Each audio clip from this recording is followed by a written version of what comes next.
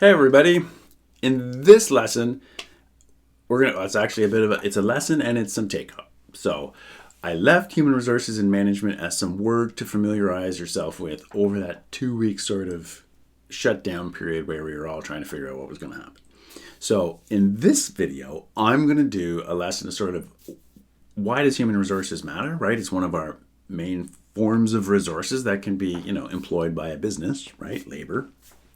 But we're going to talk first a little bit about the difference between human resources versus leadership or management, because one is one of the physical resources, the other is one of the non-physical skill-based resources, right? So human resources, is labor, that's a physical resource, but leadership and management isn't so much a physical resource as a skill set. And that's really one of the key differences. So up here, we got a table of contents as you popped up, if you haven't noticed, so that you can take a break, come back to the area that you haven't finished yet, or once you get it done, you can jump to it and we'll take it up. Let's talk about why human resources matters. Okay, so if you recall, here are the resources that businesses deploy to try and make money, to do stuff, right? One of them is labor. And labor is obviously important because you need to do things. Right? How can you do anything? Even just if it's just to push a button to start a machine, you need labor to do that. But not all labor is created equal.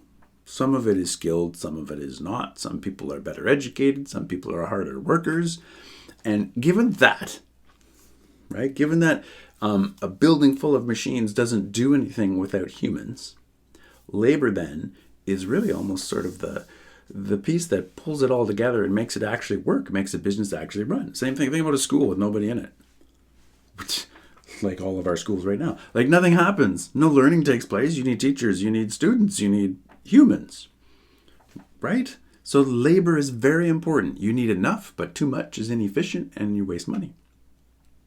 Right? That's part of the whole cost structure thing. If you get too many people, you just can't. It's not helpful. You end up just spending more money and not getting more output. And then hiring the wrong people. Right? And how do you manage them? So that's labor, right? The individuals who produce work, who do work. And then management is how do you hire them, dismiss them if you need to. How do you choose to pay them? How much? How do you reward them? How do you motivate them? How do you schedule them? So management or leadership is really the task of motivating, managing, running the labor, whereas labor itself is really just the raw resource of humans to do work. Make sense? So let's go a little bit into this. Let's look at the first thing we kind of left you a couple weeks ago called Futurama.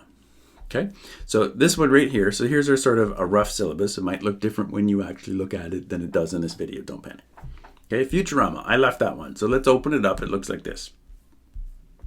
What I really wanted you to do is get an idea of what the difference between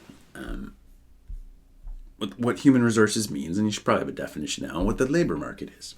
Okay, and if I haven't made it clear enough yet, I'm not going to just show you the answers so you can copy them down and not do any thinking or working. I'm going to talk about them, but you'll have to listen, and you'll have to either change the note you have, tweak it to make it correct if it's incorrect, or maybe you'll have to do a lot of pausing of the video and fill in your notes so that you can submit the form after the fact, right? And I'm only really going to talk about the ones that matter, because remember, we are shrinking our content down a little bit in this environment. So unskilled labor is literally basically you guys, teenagers, like people who don't officially have skills. All those teenagers can have skills, right? You could, like, eventually you can become a lifeguard or whatever, right? But an unskilled laborer really has no certification, no special marketable skills that are rare or that would warrant someone paying you more money because of those skills. In some skills can sometimes just be experience. Whereas semi-skilled means you do have some skills, but it doesn't take very long. So a chef, like a line order cook in the back of a regular chain restaurant, that's semi-skilled, right? And then skilled labor usually has certification, takes a while. Usually there's an apprenticeship. So people like electricians, carpenters, anybody that has official school training plus some practical experience, you belong to some type of organization, that's skilled labor.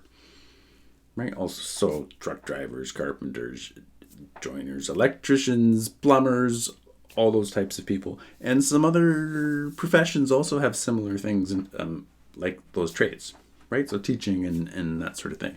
But then professional labor usually means you have a university degree, right?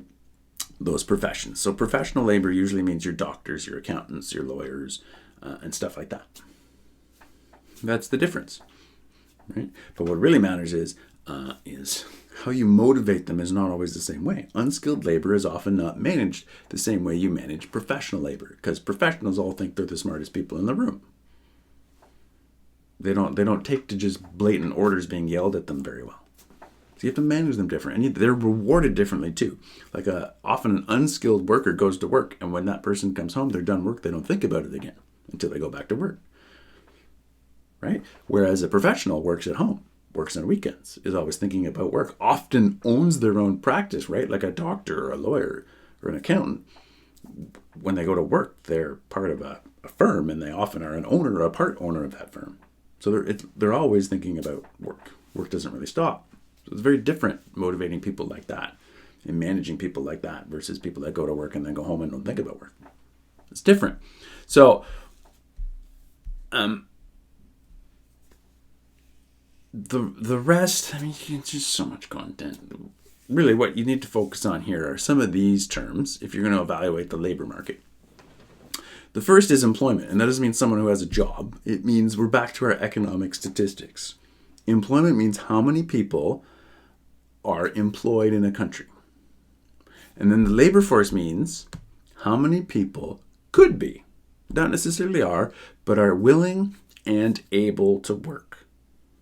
That's the labor force. The labor force is the number of people who are willing and able to work. So you might be able, but you're not willing. Nah, I'm good. I just want to kick back. Right? Like retired people.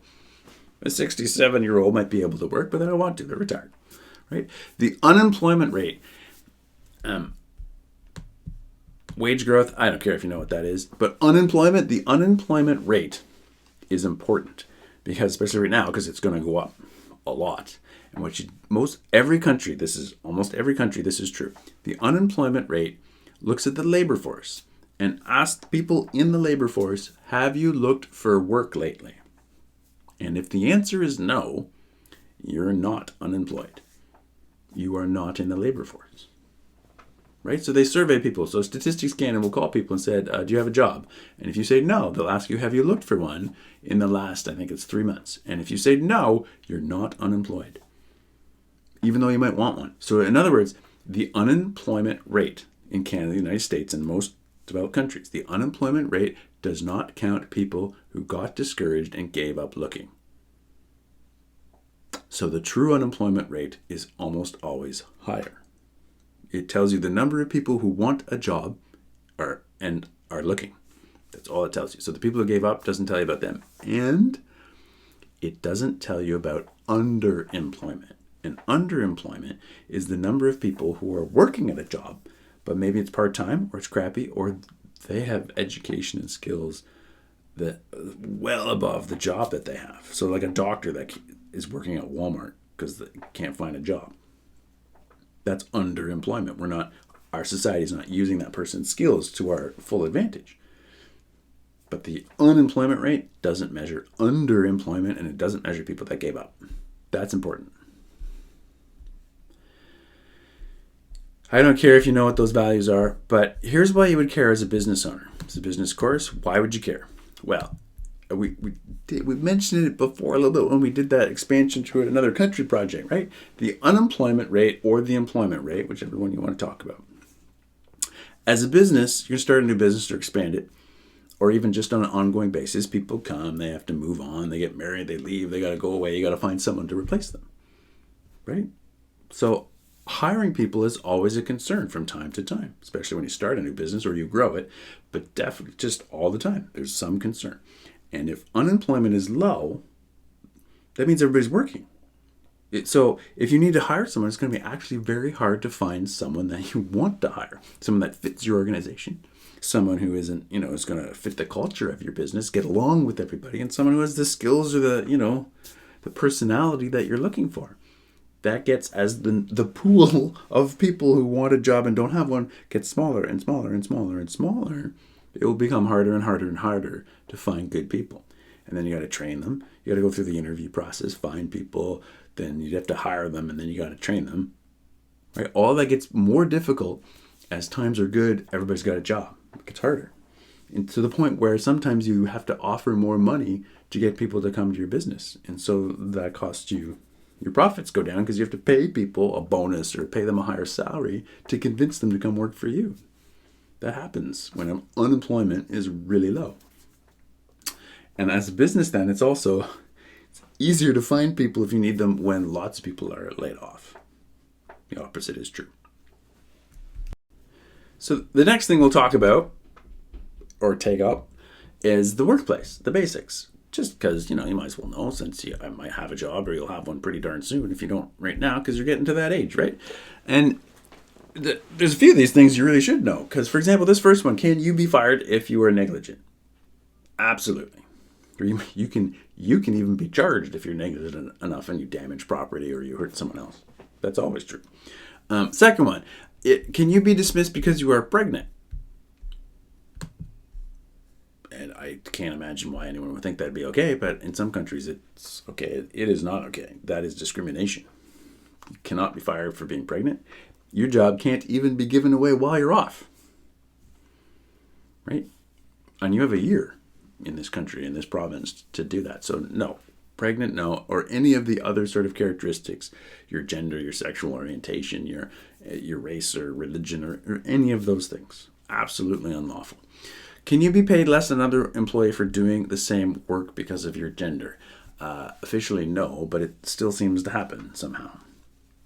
And the reason it happens is, of course, is the one just before, that women tend to go off, raise a family, come back, and then they're looked over. The people think they won't care as much about the job because they got kids now, and they're passed up for promotions, which is very hard to prove that you're doing that because they're a female.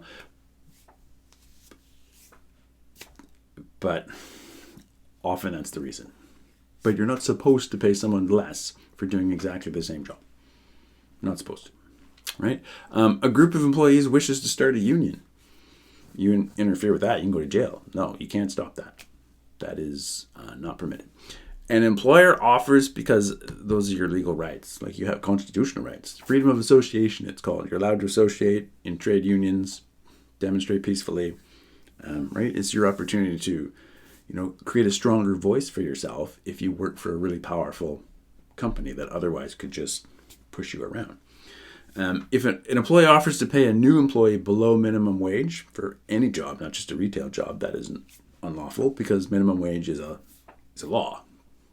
It's called a minimum for a reason. It is the least you can pay someone. The most qualified applicant is not hired because they're in a wheelchair, same as being pregnant. Discriminatory. Okay, unlawful. You can sue them if you wanted to, right? And you can do other things that don't cost you money, like you can report them to the Ontario Human Rights Commission. So no, that's not permitted.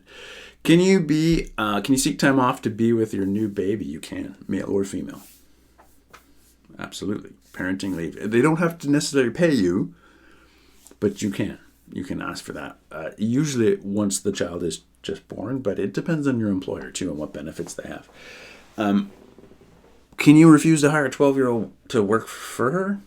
Yeah, you can refuse to hire anybody if you have grounds, like if you got somebody better to hire. You're not actually allowed to employ at arm's length, which means a legitimate employee, someone who is under 12.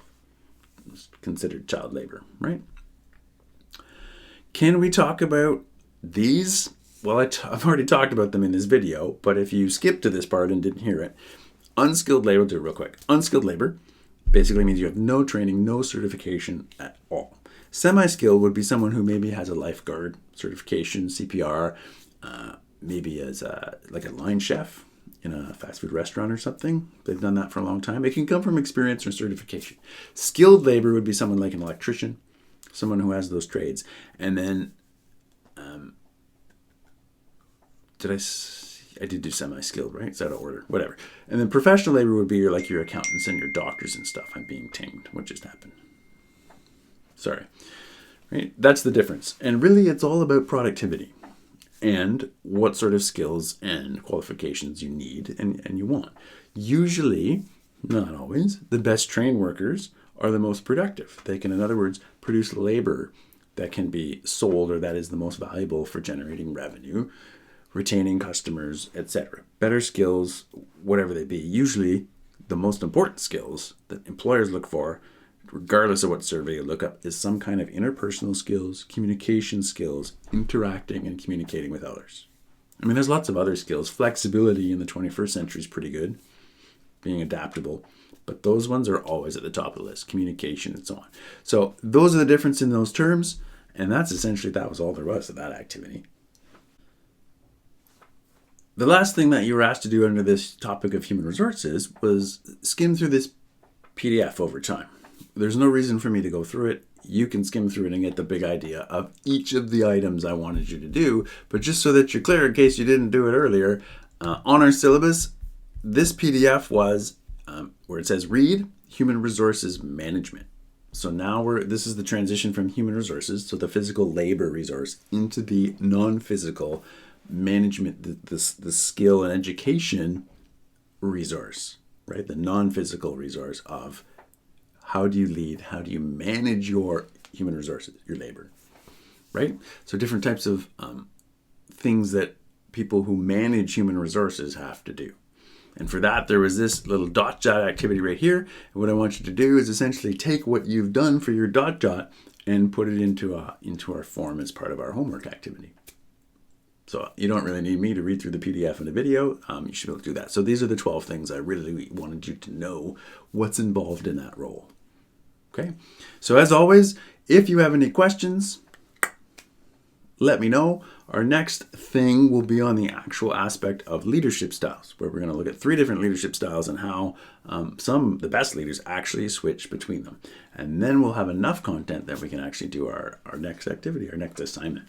Super exciting, isn't it? Awesome. All right, we'll see you.